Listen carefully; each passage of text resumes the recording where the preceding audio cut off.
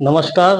मैं हूं ज्योतिषाचार्य संजीव और आप देख रहे हैं हमारा कार्यक्रम कुंडली और आपका भाग्य। आज के इस विशेष कार्यक्रम में आज हम एक ऐसे राजनेता की बात करेंगे जो पिछले कई वर्ष से सत्ता के लिए संघर्ष कर रहा है। और वो कौन सा नेता है, हमारे लिए कोई नया नाम नहीं है। वह एक बार हमारे उत्तर प्रदेश के मुख्यमंत्री भी रह चुके हैं। तो आज संशय को खत्म कीजिए और हम बात करते हैं पूर्व मुख्यमंत्री श्री अखिलेश यादव, जो कि 12 मार्च 2012 को समाजवादी पार्टी से विधायक दल के नेता चुने गए थे और 15 मार्च 2012 को उन्होंने उत्तर प्रदेश के 20वें मुख्यमंत्री के रूप में शपथ ली। 19 मार्च 2017 तक हमारे प्रदेश के वे मुख्यमंत्री रहे। तो सोशल मीडिया से प्राप्त जानकारी के अनुसार जो हमें उनकी जन्म तिथि प्राप्त हुई है वो है 1 जुलाई 1973। जन्म समय है दोपहर का 12 बजे और जन्म स्थान सैफई जनपद इटावा। तो इस गणना के अनुसार जो उनकी जन्म कुंडली प्राप्त होती है वो कन्या लग्न की जन्म कुंडली है। और तो सबसे पहले हम कन्या लग्न की ही बात कर लेते हैं, क्योंकि लग्न के अनुसार और उनकी राशि के अनुसार उनके जो स्वभाव के बारे में कुछ जानने का प्रयास किया जा सकता है। क्योंकि जैसा हमने बताया कि हमें कुंडली सोशल मीडिया के सूत्रों से प्राप्त हुई है, उनके किसी घर के सदस्य ने या उनके द्वारा हमको प्राप्त नहीं हुई, इसलिए एक कितनी सत्य है इस पर मैं आपको पूर्णतः नहीं बता सकता। तो विशेष बात यह है इस कुंडली में कि उनकी लग्न भी कन्या है और उनकी कन्या लग्न का स्वामी बुध होता है और उनकी राशि है मिथुन। मिथुन राशि का स्वामी भी बुध होता है। तो लग्न और राशि दोनों का स्वामी बुध है। तो इस अनुसार जो उनका सामान्य स्वभाव है वो कैसा होना चाहिए, क्योंकि कन्या और मिथुन ये दोनों राशियां दुस्वभाव की राशियां हैं, यानी दो प्रकार के स्वभाव वाले। अब दो प्रकार का स्वभाव व्यक्ति कैसा होता है, क्षणे तुष्टा क्षणे रुष्टा, यानी कभी प्रसन्न कभी अप्रसन्न, कभी बहुत ज्यादा नरम कभी बहुत ज्यादा गर्म, कभी बहुत ज्यादा उदारता और कभी बहुत ज्यादा कठोरता।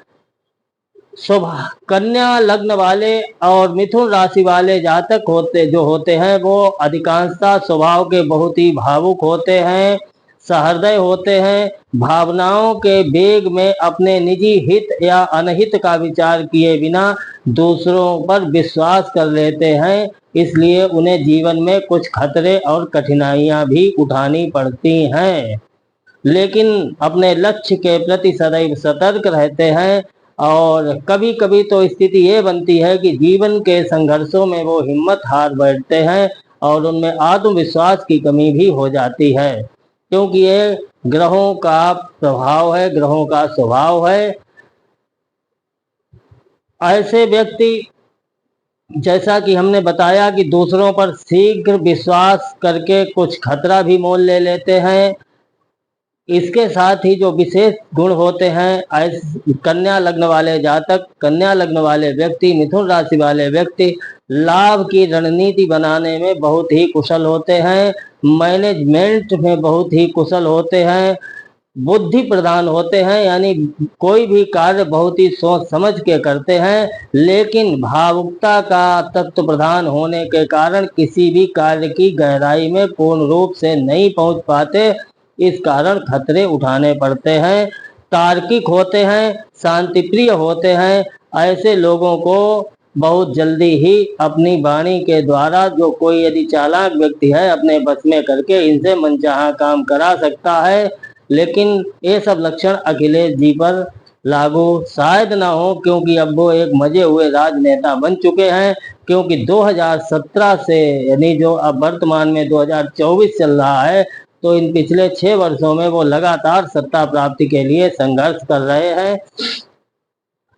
एक विशेष बात हमने कही थी कि ऐसा राजनेता जो सत्ता के लिए संघर्ष कर रहा है। दो बातें हो गई कि एक व्यक्ति, वही व्यक्ति जो कि मुख्यमंत्री रह चुका है, तो विचार करने वाली बात है कि 15 मार्च 2012 को जब वे मुख्यमंत्री बने तो वे अपने पिता की गद्दी के उत्तराधिकारी थे। यानी उनका स्वयं का संघर्ष था। उन्होंने मुलायम सिंह यूथ ब्रिगेड आदि के द्वारा बहुत ही संघर्ष किया, प्रदेश में बहुत ही जागरूकता उत्पन्न की, अपने समाज को इकट्ठा किया, तो उनका योगदान तो था। लेकिन शायद चुनाव से पहले लोग कयास लगाते थे कि भविष्य के मुख्यमंत्री होंगे, लेकिन अचानक से जो उनको विधायक दल के का नेता चुना गया और वो मुख्यमंत्री बने, ये एक अप्रत्याशित निर्णय ही था समाजवादी पार्टी का, क्योंकि पार्टी के अंदर ही बहुत से लोग ऐसे थे जो स्वयं मुलायम सिंह के उत्तराधिकारी पद पर नजर गड़ाए बैठे हुए थे, उनके घर के ही लोग थे। उस राजनीतिक चर्चा में जाने का कोई लाभ नहीं, क्योंकि यहाँ पर हम ज्योतिषीय विश्लेषण कर रहे हैं। अब कुंडली का जो दूसरा पक्ष है, यानी लग्न का स्वामी बुध, कुंडली के लाभ भाव में ये स्थिति जो राजयोग कारक मानी जाती है। ज्योतिष शास्त्र के अनुसार एक बहुत ही अच्छा राजयोग होता है। कुंडली के धन भाव का स्वामी शुक्र लाभ भाव में, ये भी कुंडली में विशेष आर्थिक दृष्टि से बहुत ही विशेष राजयोग कारक होता है। कुंडली के पंचम भाव में बैठा हुआ गुरु, देवगुरु बृहस्पति, यद्यपि नीच राशि में है लेकिन 17 डिग्री पर आकर के नीचत्व तो दोष 15 डिग्री के बाद भंग हो जाता है। लेकिन इनकी दृष्टि भाग्य भाव पर, लाभ भाव पर और लग्न भाव पर, ये इनको बहुत ही उदारवादी और सात्विक प्रवृत्तियों का बनाती है, और एक गुरु जीवन में इनको बहुत ही इनसे अच्छे अच्छे काम कराएगा। एक और विशेष निवेदन करना चाहूंगा कि ये मात्र ज्योतिषीय विश्लेषण है। किसी को पार्टी के प्रति समर्थन हो अथवा विरोध हो, इस विचार से आप इस हमारे एपिसोड को मत देखिए, केवल ज्योतिषीय विश्लेषण तक ही सीमित रहिए। किसी की अच्छाइयाँ या बुराइयाँ केवल हम ज्योतिषीय दृष्टि से ही कर सकते हैं। मेरी व्यक्तिगत इसमें जो समर्थन या विरोध जैसा कुछ नहीं है। तो अगले ग्रहों पर बात करें, भाग्य भाव का अधिपति शुक्र लाभ भाव में होना एक विशेष राजयोग कारक है। कुंडली का सबसे महत्वपूर्ण बिंदु, किसी की भी कुंडली में सूर्य का दशम भाव में होना सर्वाधिक राजयोग कारक माना जाता है। घटनाक्रम पर विचार कीजिए। अखिलेश जी 15 मार्च 2012 को अपने पिता की गद्दी के उत्तराधिकारी बने, यानी कि कुंडली में सूर्य ने अपना पूरा फल दिया और पिता के स्वास्थ्य के गिरते गिरते उनका पराभव होना प्रारंभ हो गया। तो यदि राजयोगों की बात करें तो अब तक की जो घटनाएं घटित हुई हैं, उनके अनुसार अखिलेश जी की जो जन्म कुंडली है वो अपने में बिल्कुल सटीक बैठ रही है। तो अब इनकी जो ग्रह स्थितियां हैं, जो ग्रह दशाएं हैं, उन पर थोड़ी सी चर्चा करते हैं। 12 मार्च 2012 को श्री अखिलेश जी विधायक दल के नेता चुने गए। 15 मार्च 2012 को उन्होंने उत्तर प्रदेश के 20वें मुख्यमंत्री के पद के रूप में शपथ ग्रहण किया, मुख्यमंत्री बने और 19 मार्च 2017 तक वो उत्तर प्रदेश के मुख्यमंत्री रहे। उस समय विंशोत्तरी दशाओं के अनुसार बुध की महादशा चल रही थी, जो कि 23 मार्च 2017 तक रही, और जिस समय 2012 में चुनाव हुआ, अखिलेश जी कन्नौज के सांसद थे। 8 अप्रैल 2012 तक उनकी बुध में राहु की अंतर्दशा रही, यानी कि बुध में राहु ने उनको मुख्यमंत्री बना दिया, लेकिन उसमें उनका निजी प्रयास नहीं था। मैंने पहले ही बताया, वो उनका पैतृक लाभ था। यद्यपि चौथे भाव में राहु नीच राशि में है, 14 अंश पर है, 15 अंश के बाद ये अपना नीचत्व दोष भंग करता है। चतुर्थ भाव में राहु की स्थिति में विद्वान या जो हमारे पूर्वज ऋषिगण हैं वे संदेहास्पद हैं, क्योंकि बहुत से ऋषियों ने राहु को चौथे भाव में होना अच्छा भी बताया है। कुछ ग्रंथों में राहु का चौथे भाव में होना अच्छा नहीं बताया गया है, लेकिन उस समय राहु की अंतर्दशा थी, तो इनके लिए कहीं न कहीं से चौथे भाव में बैठा हुआ राहु लाभदायक ही सिद्ध हुआ। तो इस प्रकार 23 मार्च 2017 तक बुध की महादशा रही और उस समय मार्च अब फरवरी और मार्च महीने में 2017 में चुनाव हुए थे। तो राहु गुरु शनि बुध केतु शुक्र सूर्य चंद्र के जो चुनाव हुए थे उसमें इनको पराजय का सामना करना पड़ा। यानी जो बुध में उस समय अंतर्दशा थी वो इनके लिए शुभ कारक नहीं थी। शनि की जो अंतर्दशा उस समय बुध में थी वो शनि इनके लिए विशेष अच्छा नहीं था, क्योंकि यद्यपि कुंडली में शनि दशम भाव में है, मूल त्रिकोण भाव का स्वामी है, लेकिन सूर्य के साथ होने से और बुध की राशि में होने से उस शनि ने उनको शुभ फल नहीं दिया और इनको सत्ता से च्युत होना पड़ा। और भी कई कारण हैं, उनके बारे में हम बराबर चर्चा करेंगे। पहले विंशोत्तरी दशा की चर्चा करते हैं। तो 23 मार्च 2017 से 23 मार्च 2024 तक केतु की महादशा रही। कुंडली में केतु दशम भाव में है, चतुर्ग्रह योग के संयोग में है, लेकिन केतु भी 2022 में आम चुनाव हुए प्रदेश में और इसमें भी वो मुख्यमंत्री की कुर्सी के करीब नहीं पहुंच सके। उनके कुछ निर्णय, जैसा कि हमने उनके स्वभाव के बारे में बताया था कि उन्होंने बहुजन समाज पार्टी से गठबंधन किया। अब उनके जो चाचा जी हैं उन्होंने दूसरी पार्टी बना ली थी। वो कई एक कारण रहे, वो राजनीतिक कारण है, लेकिन ज्योतिष शास्त्र भी उन राजनीतिक कारणों में ज्योतिषीय गणना को ढूंढता है। तो कुछ ज्योतिषीय कारण भी थे, जिस कई कारणों से परिस्थितियां ऐसी बनी कि 2022 में भी वो बेसत्ता के बिल्कुल करीब नहीं पहुंच पाए। कुछ सीटों को पाकर के ही उनको संतोष करना पड़ा और 22 के चुनाव में योगी जी दोबारा मुख्यमंत्री बने। इधर योगिनी दशाओं पर जब विचार करते हैं तो 19 जून 2010 से 19 जून 2000 तक उनकी योगिनी दशा के अंतर्गत धान्या दशा चल रही थी। धान्या का स्वामी गुरु होता है।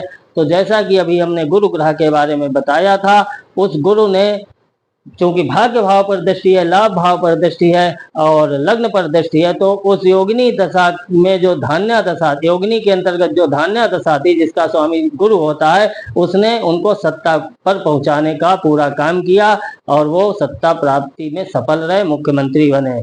उसके बाद 19 जून 2013 से 19 जून 2017 तक भ्रामरी दशा रही। योगिनी के अंतर्गत भ्रामरी का स्वामी मंगल होता है। भ्रामरी के फल के बारे में ऋषियों ने कहा है कि दशा भ्रामरी भ्रामये सर्वदेशम जनानाम विवादम ज्वराणाम प्रकोपम, बहुत से लोगों से विवाद कराती है। तो उनके अपने ही चाचा जी से, परिवार से विवाद रहा और तमाम परेशानियों में घिरे रहे और जो परिस्थितियां थी उसके कारण उनको मुख्यमंत्री की कुर्सी नहीं मिली, यानी सत्ता से अलग होना पड़ा। तो भ्रामरी दशा 19 जून 2017 तक रही थी, जबकि मार्च में चुनाव हो गए थे, नई सरकार बन गई थी। तो भ्रामरी के स्वामी मंगल ने उनको सत्ता से दूर रखा। उसके बाद 19 जून 2022 तक उनकी भद्रिका दशा रही। जो 2022 में चुनाव हुए, ये भी मार्च के महीने में चुनाव हुए थे, लेकिन जिस समय चुनाव हुए थे भद्रिका में भ्रामरी का ही अंतर चल रहा था। यद्यपि भद्रिका दशा शुभ कारक होती है, लेकिन विंशोत्तरी के अंतर्गत जो केतु ग्रह की महादशा थी और उधर बुध का संयोग, इस संयोग ने उनको सफल नहीं होने दिया। तो इस प्रकार और एक परिस्थिति थी कि जो गुरु आदि का गोचर था वो भी उनके अनुकूल नहीं था।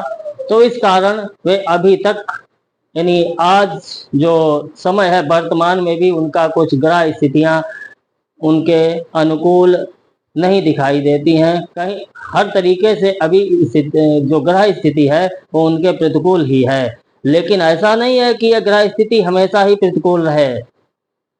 ग्रह राज्यम प्रदस्याति, लिखा है ज्योतिष ग्रंथों में कि ग्रह राज्य प्रदान करते हैं, राज्य का हरण भी करते हैं।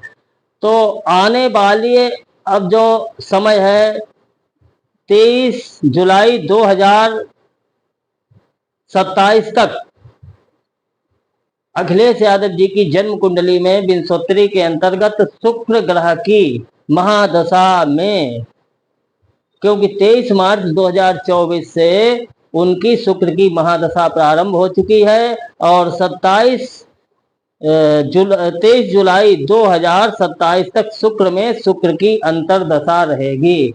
ये शुक्र यद्यपि कर्क राशि में है, यानी चंद्रमा की राशि में, शुक्र और चंद्र आपस में संबंध अच्छे नहीं हैं, लेकिन क्योंकि भाग्य भाव का स्वामी है, त्रिकोण का स्वामी है, इसलिए शुक्र इस स्थिति में भी बहुत ही शुभ फल देगा।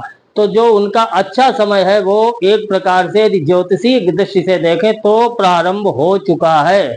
इसलिए भविष्य में अखिलेश यादव को कम समझना, कम आंकना बहुत बड़ी भूल होगी। हालांकि राजनीतिक समर्थन की भावनाओं में आप कुछ भी विचार करें, कुछ भी सोचें, लेकिन ज्योतिष शास्त्र भावनाओं से नहीं, अपने गणित के अनुसार निर्णय देता है। तो जो परिस्थितियां वर्तमान में प्रारंभ हो चुकी हैं, ये भविष्य के लिए शुभ संकेत दे रही हैं। दूसरी चीज, 1 मई 2024 से जो गुरु ग्रह का गोचर है, उसमें इनका गुरु ग्रह बहुत ही अच्छी और शुभ स्थिति में आ रहा है। इसलिए आने वाला समय अखिलेश यादव जी के लिए बहुत ही शुभदायक सिद्ध होगा। अब वो कितना लाभदायक होगा, क्या वे 2027 में मुख्यमंत्री बनेंगे या दसम भाव में बैठा हुआ चतुर्ग्रही योग क्या उनको मुख्यमंत्री के ऊपर भी किसी विशेष पद की ओर ले जा सकता है, क्या वे प्रधानमंत्री बन सकते हैं? हालांकि यह सब भविष्य बताएगा, लेकिन आने वाला समय बताएगा। लेकिन जो कुंडली में ग्रहों की परिस्थितियां हैं, एक ही इशारा करती हैं कि पूर्व मुख्यमंत्री अखिलेश यादव जी को आप कहीं से कम मत आंकिए। हालांकि राजनीतिक भावनाएं, समर्थन या विरोध किसी का किसी के भी प्रति हो सकता है, लेकिन किसी को भी इस कुंडली के आधार पर अखिलेश जी को कम आंकने की या उनका जो राजनीतिक करियर है समाप्त हो गया है, ऐसा समझने की जो गुंजाइश है वो दिवा स्वप्न जैसी है। भविष्य में अखिलेश जी बहुत ही मजबूती के साथ सत्ता में एक प्रकार से वापसी कर सकते हैं। इन ग्रहों से इस प्रकार की संभावना दिखाई दे रही है। तो आशा है कि आप सभी को हमारा वीडियो पसंद आया होगा। कृपया करके वीडियो को लाइक और सब्सक्राइब कीजिए, हमारे साथ बने रहिए। धन्यवाद।